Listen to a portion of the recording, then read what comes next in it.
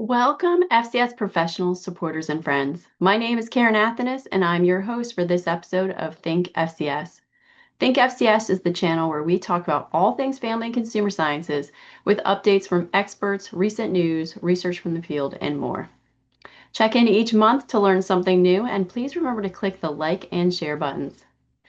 Think FCS is brought to you by the American Association of Family and Consumer Sciences, the association dedicated to supporting individuals, families, and communities through the education and support of FCS professionals. What is FCS? Family and Consumer Sciences is the people-centered science. It's a research-focused discipline of looking at the study of individuals, families, and communities with the aim of assisting them to live healthy and successful lives through the provision of education, research, and technology. FCS has had a range of names over the years, including Family Studies, Human Sciences, Human Ecology, Health and Human Sciences, Home Economics, and more. You can learn more about these different terms and how they are interwoven into the Family and Consumer Sciences body of knowledge on the AAFCS.org website. Click the About tab and then select About FCS to find a range of resources and publications for your use. In honor of Family Consumer Sciences Week, which is just around the corner, celebrated from December 1st through the 5th, we'll be diving into this year's daily themes. And who better to do that than the AAFCS Advocacy Cohort, a group of FCS professionals representing their state affiliates as they reach out to stakeholders, policymakers, and champions to educate and inform on FCS and the important issues affecting communities.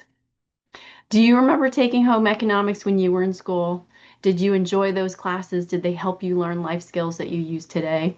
We are always looking for champions for family consumer sciences to help educate and inform on how important these courses are and how you can incorporate those lessons into your lives. So please reach out if you'd like to become a FCS champion. This is part one of my interview for this podcast with our advocacy group, so stay tuned for part two to be published in December during FCS week. But before we get started, let me walk you through a few updates from FCS. First, we've recently announced our 2026 annual conference keynote speaker. On June 19th, join us and Susan Weinstock, CEO of Consumer Federation of America, who will join members in Louisville, Kentucky for the annual conference. Before joining CFA, Susan served as Vice President of Financial Resilience Programming at AARP, and before that, she served as the Director of the Office of Consumer Policy at the U.S. Department of Treasury. Throughout her career, Susan has had a view towards consumer support and safety, and FCS is looking forward to welcoming her to Louisville in June 2026. Pre-registration for the conference has opened and you don't want to delay because we are offering a 2-day pre-conference this year on artificial intelligence and space is limited.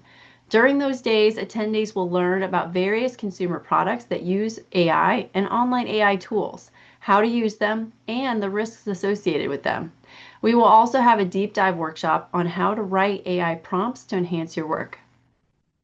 Also related to the conference, our call for awards and grants nominations are open with due dates ranging from December through mid-January. This is a great opportunity to recognize those individuals in your life that have benefited you, the community, or family consumer sciences, and to secure needed funding for a project or program. Finally, we are seeking applications for our apparel, textile, and design showcase. This annual event shows off the best of the best in student and professional work. Are you working on an emerging area of design? Are you inspired by a recent project? Are you looking for recognition for your skills and abilities? Submit your application today and be one of the few invited to showcase your work at the AAFCS annual conference. Manufacturers and retailers, please consider sponsoring our ATD showcase and our other events at the conference. Your contributions ensure that we can continue to offer financial support to our members, attendees, awards, grants, and scholarship candidates. Now, before we jump into our interview with our FCS advocacy experts, let me tell you a little bit about why FCS celebrates FCS Week each year in December. First, because FCS is the people-centered discipline. It's the research-based science that is continually asking, how can I help make people's lives better? So of course we want to celebrate FCS. Secondly, Ellen Swallow Richards, the founder of AAFCS, was born on December 3rd. And we at the AAFCS honor her memory each year by celebrating FCS Week during her birthday. Ellen was the first woman to graduate Massachusetts Institute of Technology, MIT, completing the task in 1873. So amazing, amazing. Congrats to Ellen. She went on to present at Vassar on chemistry in relation to home economy and spoke often about the need to apply science to the home to address societal problems. Beginning in 1899, Ellen helped to organize a series of annual conferences referred to as the Lake Placid Conferences, during which we first came up with home economics, and it led to the development of the association, which became the American Association for Family and Consumer Sciences. Ellen was the first president of AAFCS and remains our FCS icon, a woman whose determination, vision, and dedication to individuals, families, and communities changed the lives of many. She encouraged all of us to keep thinking and to focus our scientific research on enhancing people's lives. She contributed to the creation of the home economics discipline of study and believed that students who chose home economics as a field of study would be better prepared for careers focused on people and their environments. And it's true, there are now over 350 occupations that family and consumer sciences professionals work in, and crossing 215 industries. So a wide assortment of opportunities within that FCS career pathway. Ellen's contributions live on today, with family and consumer sciences becoming the new home economics in schools around the U.S. and abroad. Today, over 2.5 million students in the U.S. take at least one family and consumer sciences course, and 47,000 graduates obtain an FCS degree each year. Nearly 37 states now require that students take a personal finance course before graduation, and many of those courses are taught by family consumer science professionals. In fact, that has been part of our educational standards since the very beginning. Ellen Swallow Richards' efforts proved that science does not stop at the door, that all aspects of an individual's life can be enhanced with the practical application of family and consumer sciences concepts to education, research, and development. So join me in celebrating Ellen Swallow Richards, a scientist, a leader, and a consumer advocate. And now on to part one of our interview. Well, welcome and thank you everyone for joining us today. Today, I welcome the American Association of Family and Consumer Sciences 2025 Advocacy Cohort. Since 2024, the AAFCS has been providing grant funding to participating affiliates to support their efforts to raise awareness about family and consumer sciences and the important work being done in our discipline. This grant funding is paid for through a generous donation from Yvonne Gensler. Each month, we meet with our cohort participants to share updates and identify ways to promote family and consumer sciences. For today's discussion, I've prepared a series of questions, and I invited our guests to join me in sharing their stories, ideas, and thoughts. But before we get started, I'd love for them to introduce themselves and tell them a little bit about their backgrounds. So first up, Lois, would you please introduce yourself? Hi, I'm Lois Lewis from Minnesota, and I spent my career in family consumer sciences in extension and 30 years teaching secondary school classes. That's wonderful. Thank you, Lois. Cherry. Hi, I'm Cherry Kramer, and I'm also from the Minnesota affiliate. I'm now a retired FCS teacher. I taught occupational foods to students with special needs, and I also taught 7th and 8th grade home economics back in the day.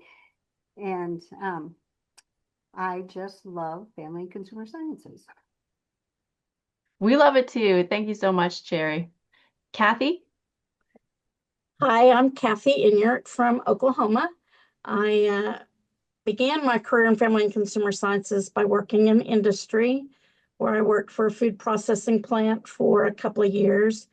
And then I started teaching at high school, 7th through 12th grade, family and consumer sciences, and that was for 12 years. And I'm on my 22nd year with Ottawa County Extension. So I'm a family and consumer science extension educator. Perfect. Yeah, great area of expertise. Thanks so much for Kathy for joining us today. Patricia? Hi, my name is Patricia DeJoya Laird. I am the state advisor for New Jersey FCCLA, and I have been that for over 30 years. 30 years, wonderful. That's really exciting. And then finally, Janine, welcome. Thanks for joining us. Hello, are we kind of just doing introductions or Mhm. at So this yeah, feel point? free to introduce yourself and give a little bit of your background. Okay. Janine Pope, I'm from Fort Morgan, Colorado, and I was a family consumer science teacher at the middle school and then moved to the high school for 32 years. And I have taken on the president of the Colorado affiliate since I retired. That's wonderful. Thank you for joining us, everyone. We've got a series of questions for you today. I look forward to hearing your stories, and I'm sure our listeners are as well. So, first up, what made you pursue family and consumer sciences as your occupation? Lois? Well, I had a wonderful family consumer sciences teacher in high school myself that made the curriculum hands-on and interesting. And that was probably my biggest influence, although my mom was also someone that did a lot of really wonderful things in the home. And so I had a model to follow in that way. When I got through high school and was trying to figure out what I wanted to do, it was between family consumer and business. And I decided that there was more variety with family consumer and I liked all the areas. So I just decided to head into that. I love that story. What about you, Cherry? How did you get into family consumer sciences? Well, in high school, I was in, I'm from a small town. You had to be in everything back then in order for a small town to have lots of activities going on. So I took seventh and eighth grade home economics. I took music and band. I loved music and band. I loved cooking. I was in 4-H and I was an FHA hero student officer in high school. But when I went off to college, my mom wanted me to go to Concordia College in Moorhead. So I listened and went because I really wasn't sure what I wanted to do, but I thought I was going to major in music. And I had one semester of music theory and ear training and thought, nope, this is not for me. I love music, but I am not going to study it. So then it became, now what am I going to do? And Concordia had a home economics department. I loved cooking. I loved sewing. And I had babysat, and I figured with like I had also been a future teacher of America for the home economics teacher in high school. So I thought, I'll take family and consumer, well, home ec back then. And I loved my classes. I got to travel abroad. And then I looked for a job, and it was 1983 when I graduated. I ended up sub teaching and finally a year later got a job in Breckenridge, Minnesota. And then I met my husband in between there and we ended up moving back. I've been all over the place because, like Lois said, it has a variety.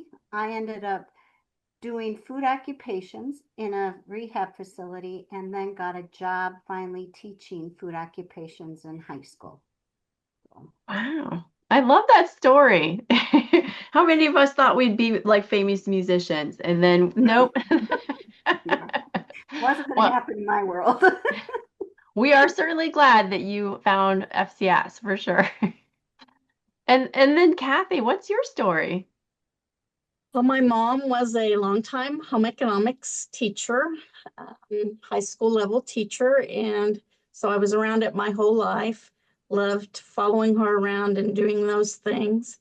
I was also very active in 4-H for 10 years. And then it was FHA at that time for 4 years. And so I was active on all levels, including national level on both of those organizations. I first thought I was going to go into kind of fashion design, fashion marketing. And then I went to junior college here at NEO-A&M College, and my instructor was Miss Mary Garrett, and she would sometimes be gone and ask me to teach her classes. And so especially the sewing ones. And so I did, and that kind of converted me over, as well as a 4-H trip in Chicago where I talked to some people in the industry and decided that wasn't the lifestyle I wanted. So home economics education was where I ended up, and I've been in that career path my whole life. Wonderful. And how great that you had that mentor that gave you the opportunity to step in and teach a couple of classes and get a real feel for it. Yeah. Patricia, what's your story? Well, I actually think that my story is the same as many of the people before me. I went to high school and public high school. I was in parochial school prior to that. And when I got there, I was completely drawn to the home economics department. It was like my home away from home. And so I thought that I wanted to work in the pattern companies in New York City. That's what my plan was. And then I met a young woman who was my student. She was the student teacher in my classroom. And she invited me to Rutgers University to go look at the Family Consumer Sciences department at the time. And I went on that field trip and I said, well, I am going to get a teaching degree, but I'm still going to go into New York City and work on the pattern companies. One of the pattern companies. That was my goal. But I fell in love with the classroom and I never looked back. I taught I didn't mention this in my introduction, but I did teach family consumer sciences for over 40 years. I taught in New Jersey, Iowa, and Wisconsin, and then back in New Jersey. Wow. How many students did you impact? That's just a huge number. Well, I hope so, because it was the professionals of family consumer sciences, my college professor, Dr. Beverly Savage, my high school teacher, Ellen Donahue, who really had a big impact in my life. So I hope that I paid that forward. I certainly think so, for sure. Thank you so much, Patricia. And Janine, share a little bit about your background and what led to you pursuing FCS. Okay, well, it's kind of a similar story, I have to say, but my family was all always involved in education. So my grandmother was a teacher, my mother was a teacher, my dad also was a teacher, and then later became a principal. So I think that influence just led me to always wanting to be a teacher. And I remember in 8th grade, I shadowed my the family consumer sciences teacher at the high school, and then went on and took those classes in high school. And that was what I wanted to do. I think I was fortunate that I knew what I loved, and um, that led me down that path, and I just really never considered anything else. So it's been great. I've never regretted my decision. What I'm hearing from all of you is once you fell in love with it, that was it. Yeah. Which is wonderful. I love people hearing that. And we know that over 2 million students take FCS courses in middle and high school every year. And then over 1 million end up taking their second or more. So they fall in love with it as well. And for those students that are thinking about, like, is this my future career? Is this what I want to do with the rest of my life? What advice do you have for them? Lois, what do you think? Well, my life was kind of different in the sense that I did not want to go into education. I specifically did not want to be a teacher. I felt like, you teach people and then they go to school and then they teach somebody. It just seemed real boring to me. So when I started out, I actually was not in education. I was in textiles and clothing and family social science and things like that. And it took me a while to kind of really figure out what is it that I would like to do. And because I had always been interested in extension education, even though I grew up in Minneapolis, I started thinking about it would be interesting to be in a community and be the educator of adults and youth in a community setting. And so that took me off back to college to get a master's in education. And I think that a lot of times students don't know what they want to do when they're first in high school. But, sometimes you start out with something that you really feel passionate about and you head that direction, and you can go off in many other directions and end up, you're never sure where. And in my case, I ended up in education after I got married, living in northern Minnesota, having finished working in extension. Some doors opened for me, and I have never felt that the job was boring. I always felt that there were so many exciting avenues to take, that there were so many things that I felt really positive about, and that I wish young people would realize how much of an impact you could have in all those different areas that we teach in. And just trying to encourage them to see that there's more areas to go into than you might think from first glance. The opportunities are really quite extensive in family consumer. If you look at the careers that we have in our clusters, et cetera. So I feel like young people need to have some consideration for our field, and not be stuck in maybe the same old things, especially if you like variety, if you like different types of things. One of my friends used to say, Lois, you're a person of many parts, because I always enjoyed so many different things about my career. And if you're that type of person as a student, I think this is the career for you. That is so excellent. And if you haven't seen the industry study, Family Consumer Sciences works in 350 occupations, 215 industries. So we're one of the largest spread discipline areas that you'll find. And then, Cherry, tell us a little bit, what would you recommend, or what advice would you give to students? I would recommend that they look at what they like to do and then explore what different, like you mentioned, what different career occupations might um, that happen in, like what they like, where might they see themselves? And I would say take that list of occupations that we cover and put a check mark by every single one and and find out, are those things that they'd like to do. But I also think that job shadowing is huge. Mm. And so if they are interested in, say, for instance, design, go find somebody that is got a job in design and shadow with them. If they have an interest in foods, go find out what they'd like to do in foods. The one thing I wish they would have known I could have done back in college was I could have been a food scientist. That never even crossed my mind then, and I love researching and playing with food. And so for the students that are trying to figure out what they want to do, what do they like to play around with, and how does that fit into family and consumer sciences? I'm willing to bet there's a field for almost everything they like to do.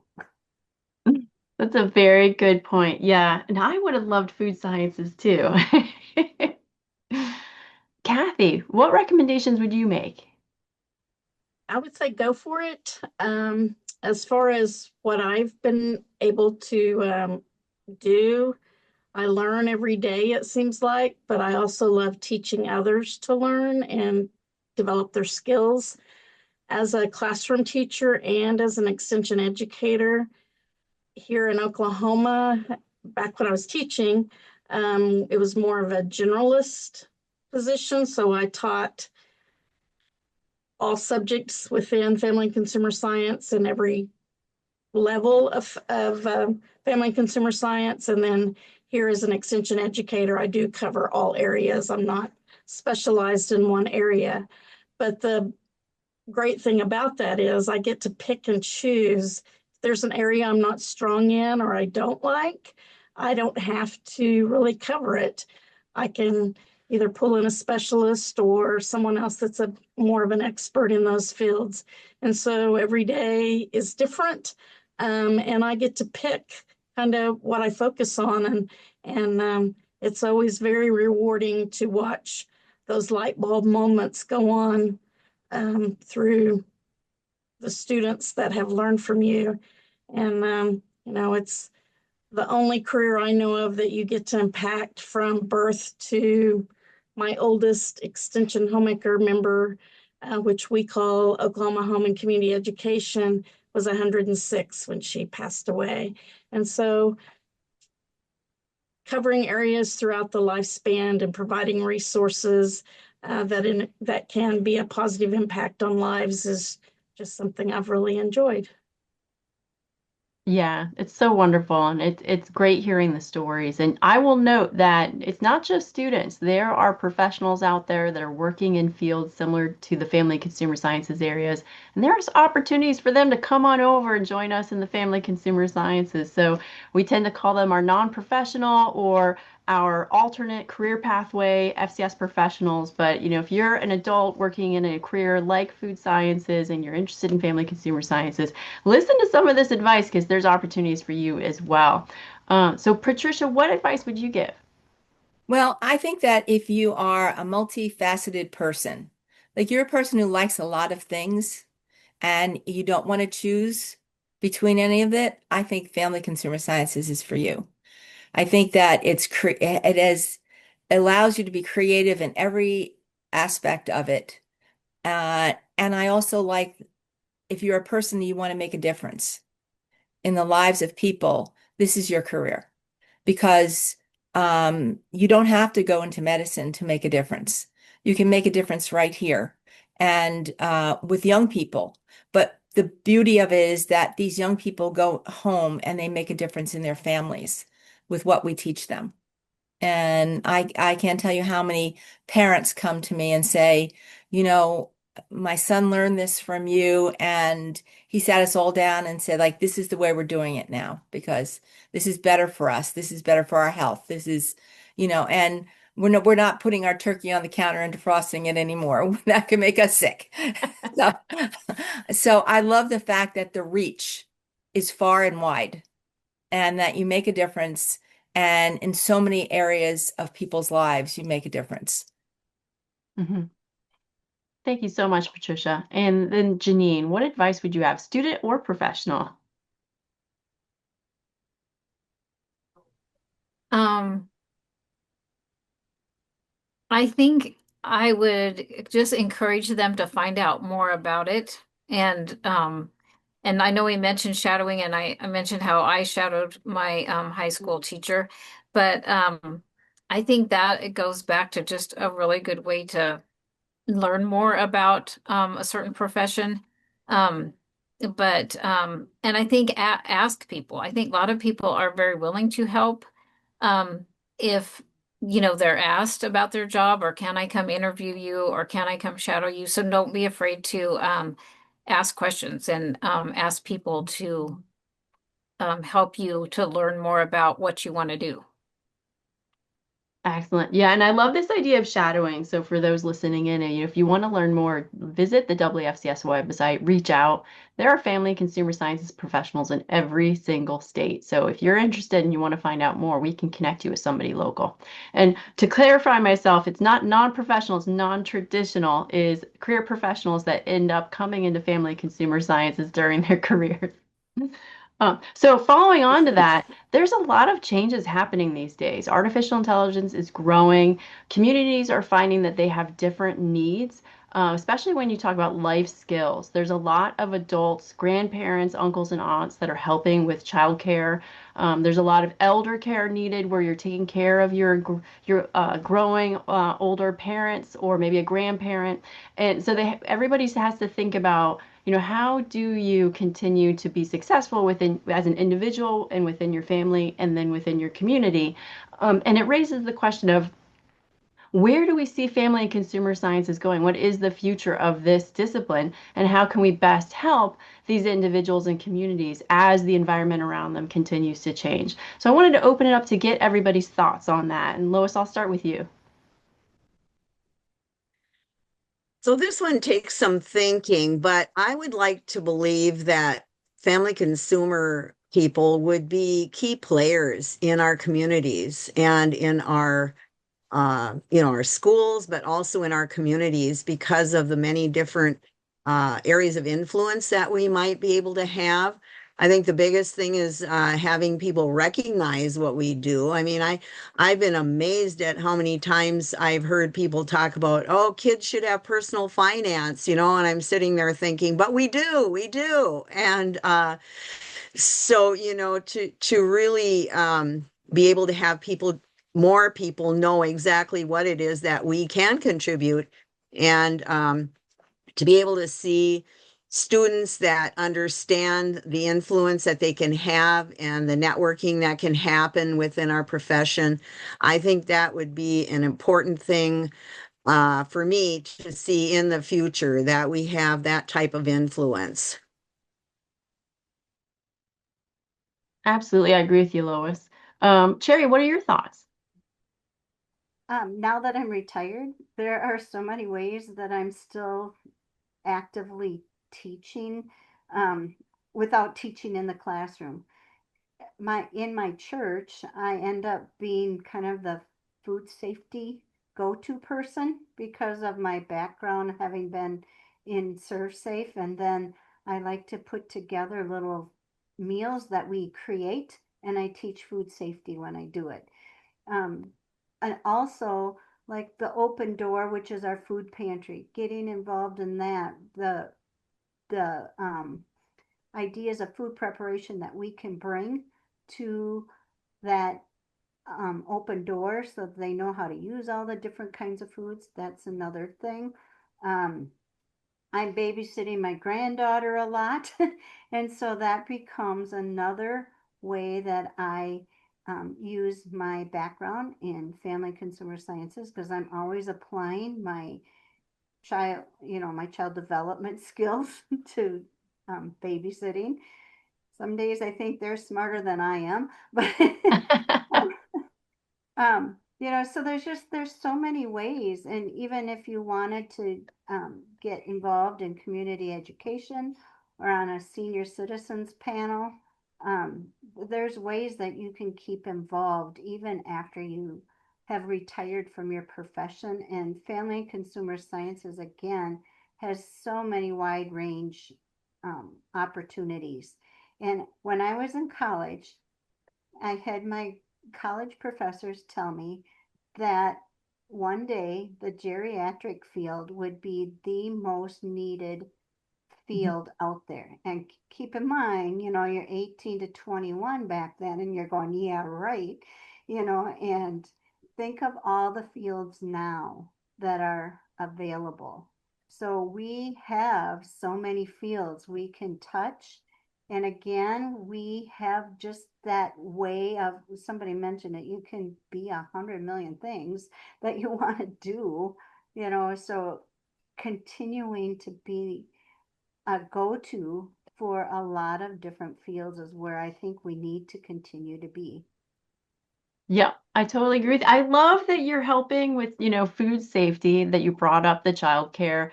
I didn't mention it as that changing field, but we know kids these days are way different than they were 20 years ago. They have these things called phones and mobile phones, iPhones, and they spend their lives on them. And so it changes how you care for kids. You have to figure out like how many hours they're allowed to be on it and what types of apps they're allowed to interact with. You have to warn them about safety issues you never expected you had to.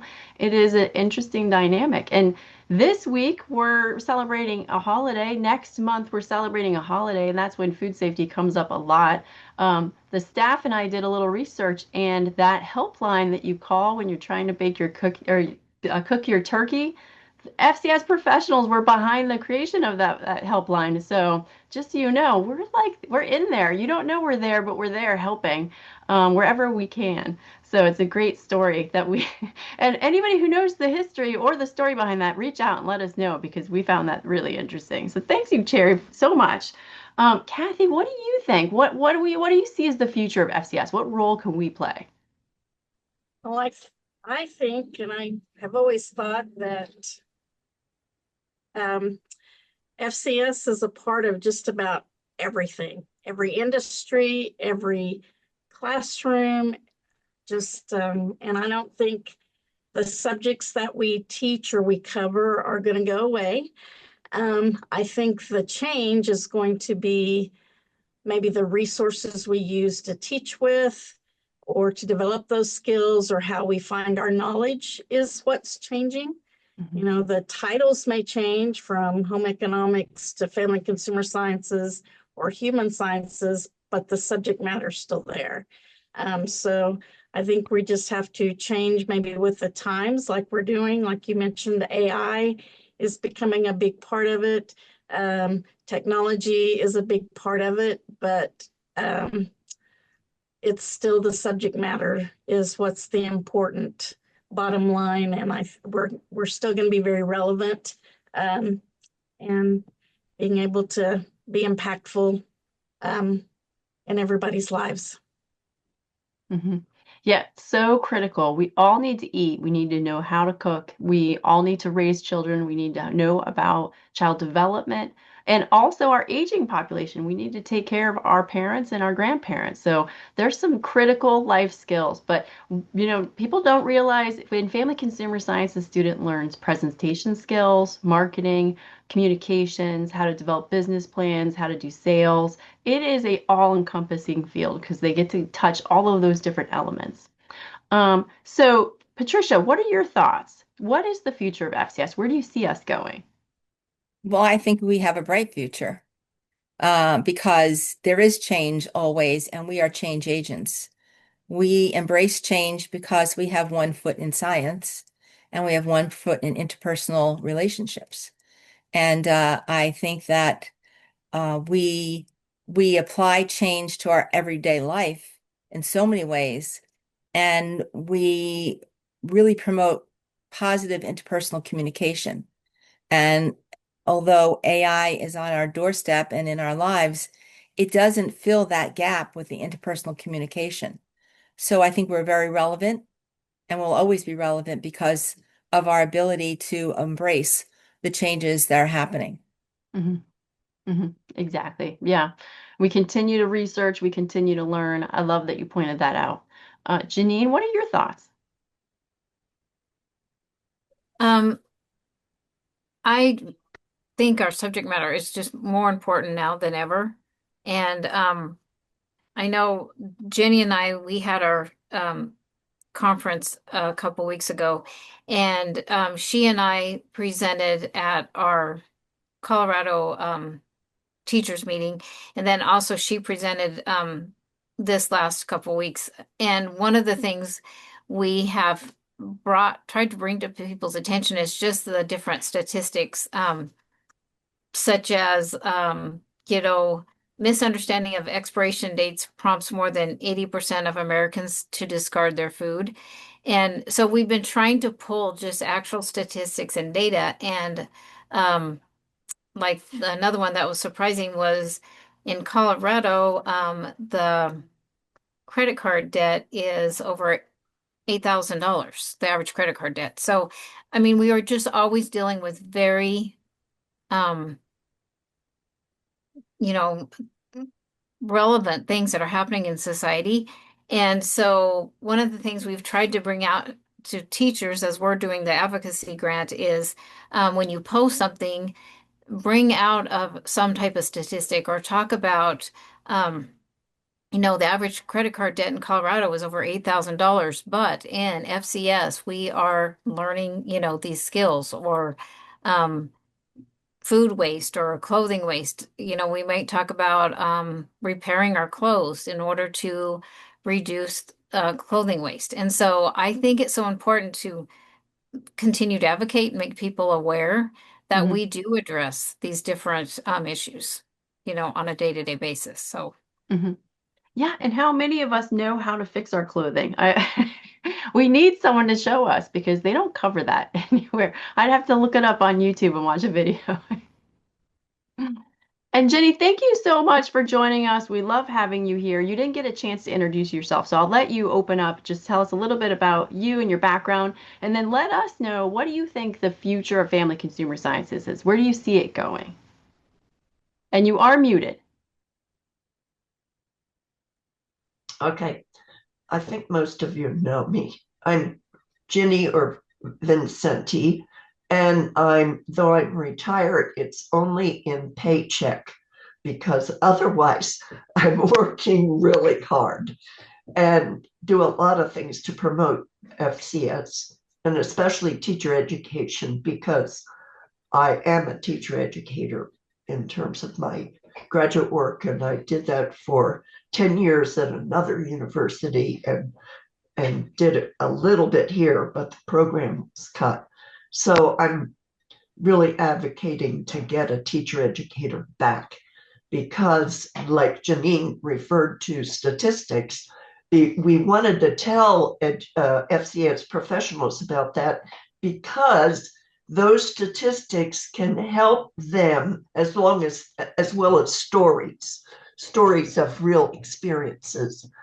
But we wanted to give them some evidence to use to promote the program, of how important it is and the problems that we could help prevent. And that was kind of the theme I've been spouting for the last couple of years is FCS is a preventive field. We can help prevent a lot of these societal problems that we see, statistics about chronic disease, indebtedness, housing problems. That is tied to financial management, but also, like Janine mentioned, waste and how we can help people be responsible in reducing waste, but at the same time, that helps them financially if they're not being so wasteful.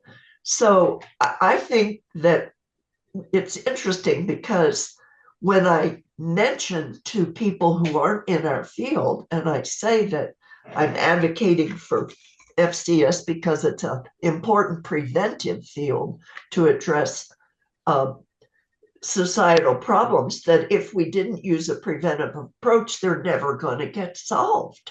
Mm-hmm. And people will respond and say, oh, yeah, that's right. Yes. So I think that we sometimes are our own worst enemies in terms of acquiescing sometimes to the stereotypes. I'm speaking, I know, over history of kind of feeling devalued because of those stereotypes. And I think we ought to just sit up straight and tell the story about we are a preventive field. And it's just so important. And colleges and universities wouldn't have to have adulting 101 courses for freshmen if we worked on prevention and building healthy habits before they get to college. That is so true. And for those of you thinking about Googling adulting, just reach out to your local extension office, ask for the FCS person. They're there to help you. And they have all the good answers plus resources they can share with you. So thank you, Jenny. Thank you so much for that. So we're going to move into talking about our FCS icons. And I'm very excited about that because I'm wearing my, oh, there it is, my Ellen Swallow Richards pin tonight. You can't see her very well, but if you come to conference, you get to see it close up. From December 1st through the 5th, the AAFCS will celebrate FCS Week in honor of Ellen Swallow Richards' birthday. Ellen is the founder of the AAFCS and is our organization's FCS icon. And if you ever come to conference and see some of our displays, you'll figure out just how much we love Ellen because she is everywhere at conference. She's on posters, she's on outfits, and she's on pins. So I thought it'd be great to ask everybody who is your FCS icon, meaning which FCS professional is your role model, was your mentor, or has inspired you to new heights in your career. So I kind of left it open. I'm really excited to hear what everybody's going to say. So Lois, you first.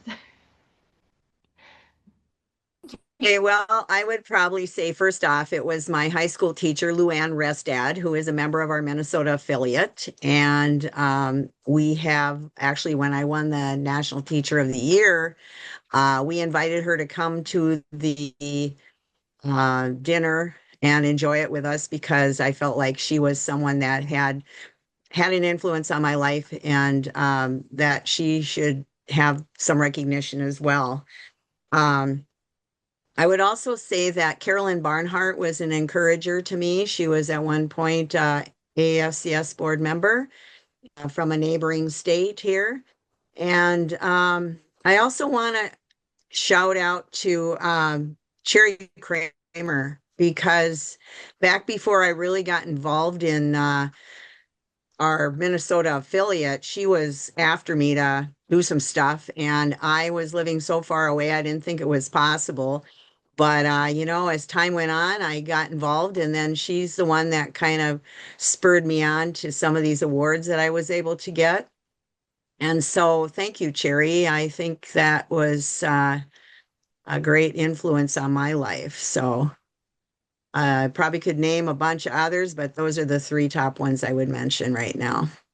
I love that. And I was hoping you guys were going to start shouting out to each other because I've been with this group for a long time. And I will tell you, they are so supportive of each other. And that's just a huge element of family consumer sciences. We're always lifting each other up. Cherry, do you want to respond to that? Who's your FCS icon? What's really funny is I was going to add Lois in mine because as I have worked with her, I have just been so impressed with her background and her all the many, many ways she just emulates FCS in her community, in her church, at school, within our organization. She's just, she really is top notch and very deserving of that National Teacher of the Year. She is my current, I would say, role model mentor.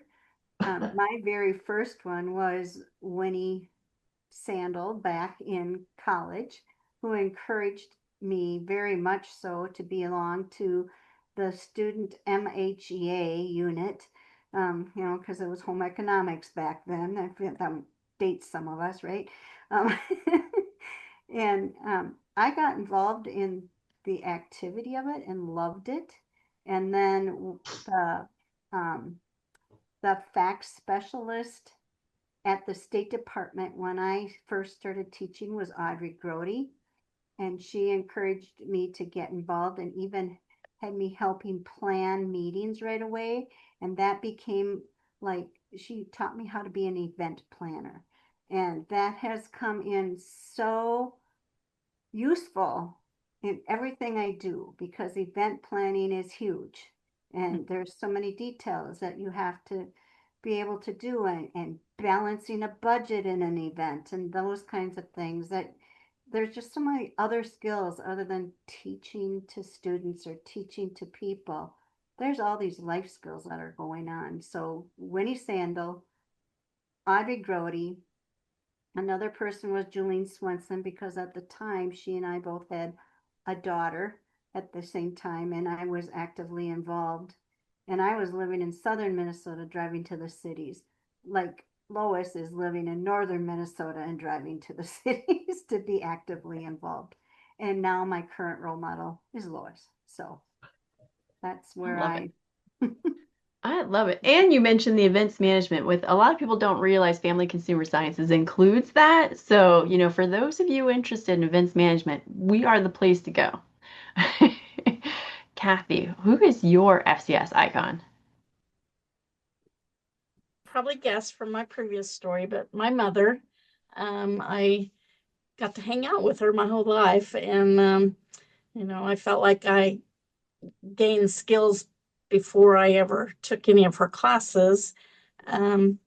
She was always my biggest cheerleader in all my 4-H and FCCLA or FHA at that time activities. She retired in May of 1991, and I started teaching in the fall of 1991. So she was prepared with about a semi-load of stuff for me to take over, but we waited. And so, yeah, I often think about, what she would have done in situations and all the things that she taught me. Unfortunately, she passed away a few years ago, and I miss her dearly, but I have reminders all the time of the things she instilled in me and what I learned from her. Mm-hmm. So wonderful. Yeah. It's great when our family leads us. And I can't believe how many people say, oh, it was their mom and their sister's also in FCS and their sister-in-law's in FCS and their brother's in FCS. So it really pulls a family together. Patricia, who's your FCS icon? Well, I mentioned two of them earlier, but I'll give them the honor of mentioning them in this question.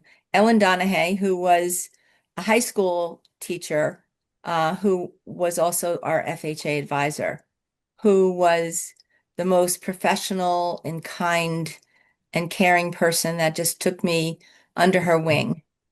And she guided me through the process of getting into Rutgers University to Douglas College under the advisorship of Dr. Beverly Savage, who was very big in family consumer sciences in New Jersey and always put me on the right path.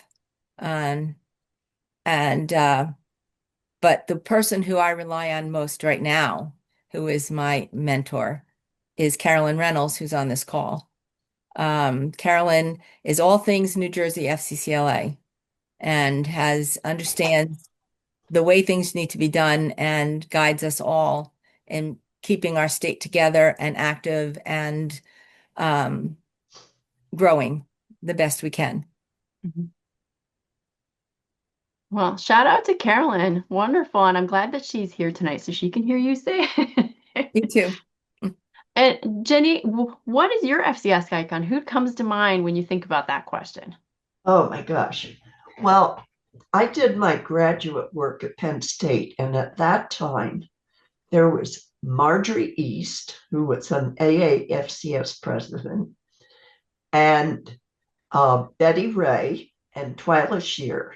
It was a teacher ed program, and they had over 50 graduate students at that time. It was just a wonderful, supportive, and challenging experience. And challenging, I mean intellectually challenging. Mm-hmm. They stretched us. And it was also a wonderful period of time because while I was in this program was when Brown and Palucci wrote their critical science definition of home economics as critical science. And wow, so I have to add Marjorie Brown and B. Palucci as having enormous effect on me. I've never been the same since. It's just part of who I am to look at the field through that lens. Mm-hmm. And I think just has been so impactful. And I remember Marjorie East was writing a book at the time, and she and I used to sit in her office and talk and talk and talk.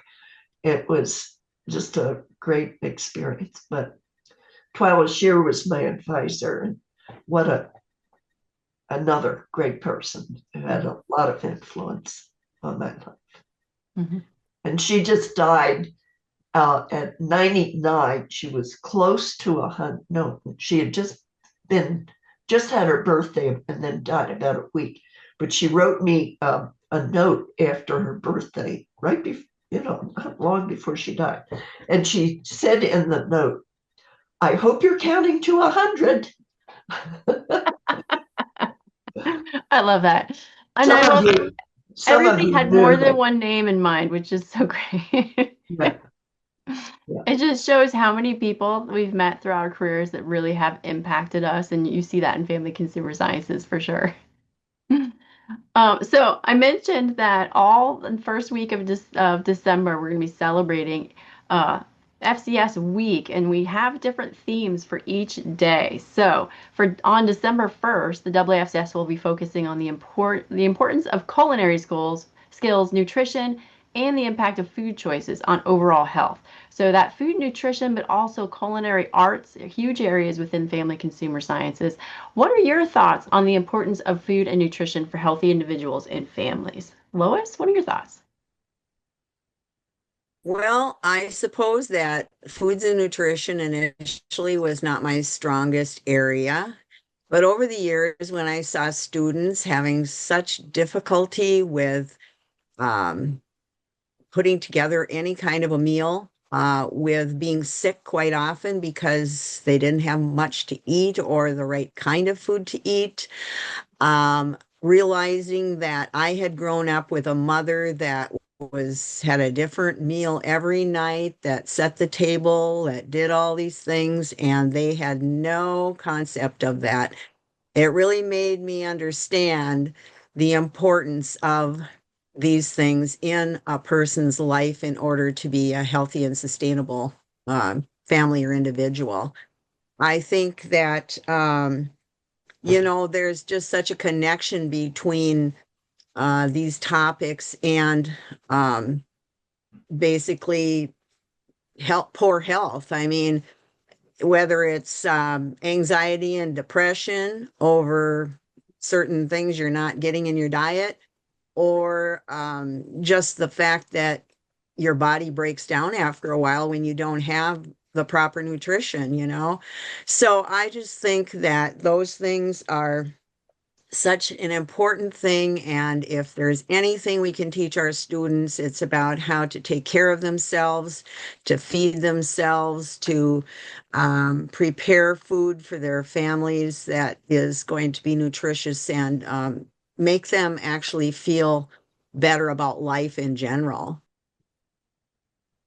Yeah, well, we all want to feel better about life in general. And if you follow the podcast, you would have heard me provide the results of a study that showed that a healthier diet does lead to healthier health outcomes. So less trips to the doctor, less trips to the hospital.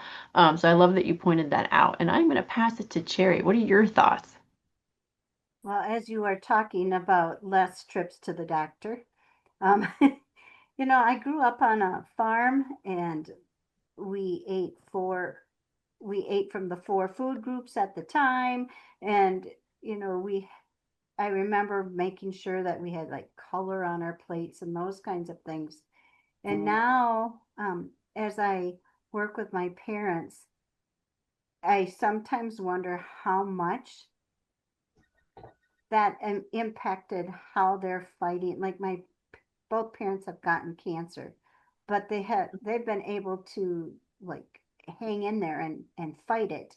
And I wonder to what degree that nutrition that they've had in their life has made a difference versus them getting it and just dying right away from it. And all of the things, even like as we age, arthritis, how much, if you were to take specific ailments as we age, how much can we make a difference? And boy, let me tell you, I can remember being a kid and thinking, sure, and now it's like, I wish I would have listened to myself. So I think that we have a huge um, way to go in promoting food health, but I also feel that it's critical if we want to age well, meaning as it's one thing to grow to be 100, but it's a different thing to grow to be 100 and have all kinds of ailments that go along with it. So, how can we make a difference with food nutrition in that field? Exactly. Yep. How can we increase a more positive outcome as we age? I totally get that. Kathy, what are your thoughts? I think that when an individual or ourselves can make informed or understand how to make informed food choices, then we have the power to influence our well-being. And that's not just your physical health, but also your mental health. And so I think, as both have already mentioned, it's kind of a ripple effect.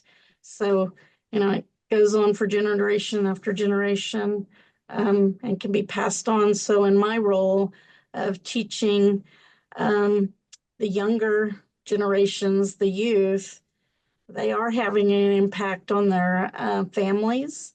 A lot of our adults may be set in their ways and they're not going to change. But if you're teaching the younger generation some of those skills and knowledge, then hopefully that will follow them and then be impactful in their own personal lives.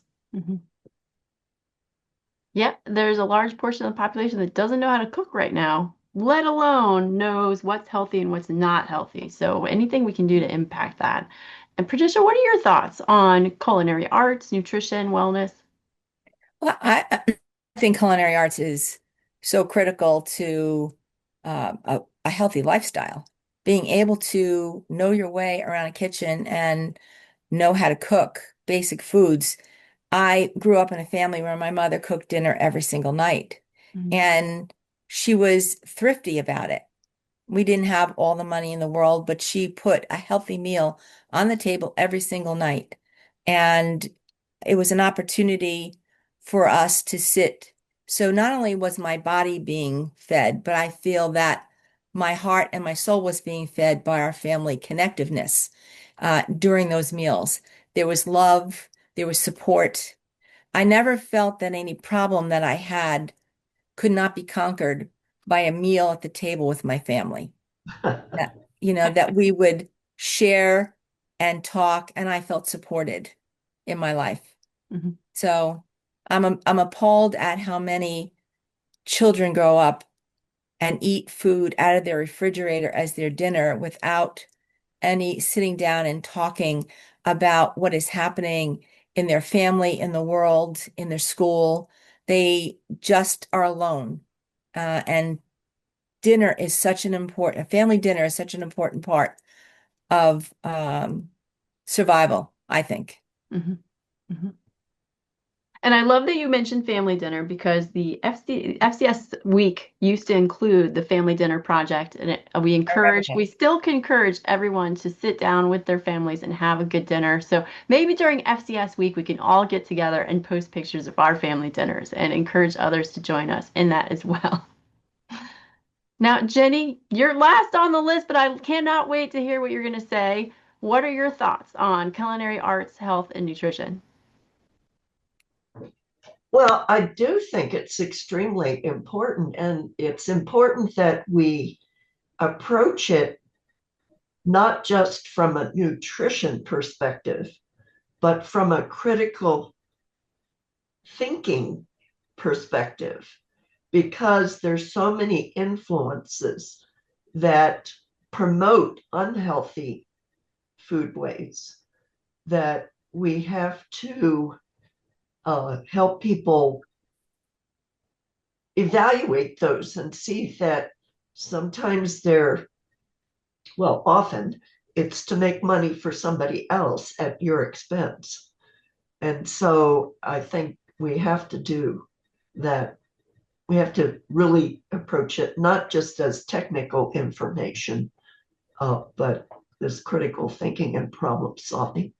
Mm-hmm. And how do you adapt if you thought you had an hour to get dinner ready and then you found out you have like half an hour or 15 minutes? What are you going to do? You have to adapt and still try to get the healthy outcome. But it's a lot easier to develop healthy habits than it is to change unhealthy habits after a lifetime. Mm-hmm. That's where the preventive force, I think, comes in. That if we can start people earlier in life Mm-hmm. with healthy habits and the ability to critique the influences that want to lead us in a different direction, then I think we're all better off. Awesome. A great way to end that conversation. And I love that we merged in the resource management as well, because certainly eating out tends to be more expensive than eating in, and healthier options as well, because restaurants love to add butter to everything. So that ends part 1 of this 2-part series. I know it kind of cold stops on you, but don't worry, we continue with the conversation next week in part 2 of the podcast. So please come back and rejoin us for this conversation, learn more about these amazing individuals and the work that they've done in the family consumer sciences. And there you have it. Thank you for joining me for another episode of Think FCS. Each month, we bring to you news, updates, and information on all things family and consumer sciences. Don't forget to click that like and share button and join us each month for a new episode. Are you thinking about pursuing a career in FCS? Reach out to the American Association of Family and Consumer Sciences and find your people today.